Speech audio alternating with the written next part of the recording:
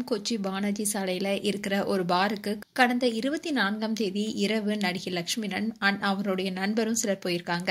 அப்போ அவங்களுக்கும் மற்றொரு தரப்பினருக்கும் தகராறு ஏற்பட்டிருக்கு. 2 தரப்பினருமே கடும் வாக்குவாதத்துல ஈடுபட்டதுனால பார்ல பரபரப்பு ஏற்பட்டிருக்கு. அதுக்கப்புறமா அவங்க நள்ளிரவு நேரத்துல பார்ல இருந்து புறப்பட்டு வெளியே வந்திருக்காங்க. அப்போ நடிகை லட்சுமிணன் தரப்பினர் தங்க கிட்ட தகராறு செய்த எதிர்த்தரப்பை சேர்ந்த ஐடி ஊழியரான ஆலுவாவை சேர்ந்த அலியா ஷா சலீம் என்பவரை தங்களுடைய கார்ல கடத்தி தாக்கிதா தெரியுது.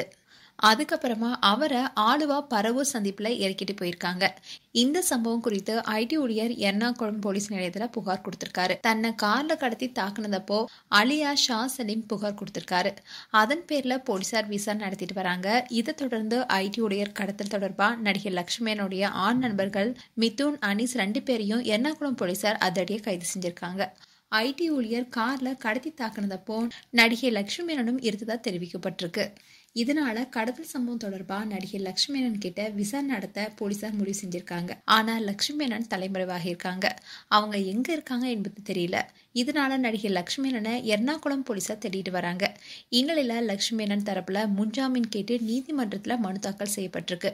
இதை தொடர்ந்து ஐடி ஊழியரை தாக்கிய புகார்ல நடிகை லட்சுமி மேனனை கைது செய்ய செப்டம்பர் 17ஆம் தேதி வரை தடை விதித்து கேரள உயர்நீதிமன்றம் உத்தரவிட்டிருக்காங்க.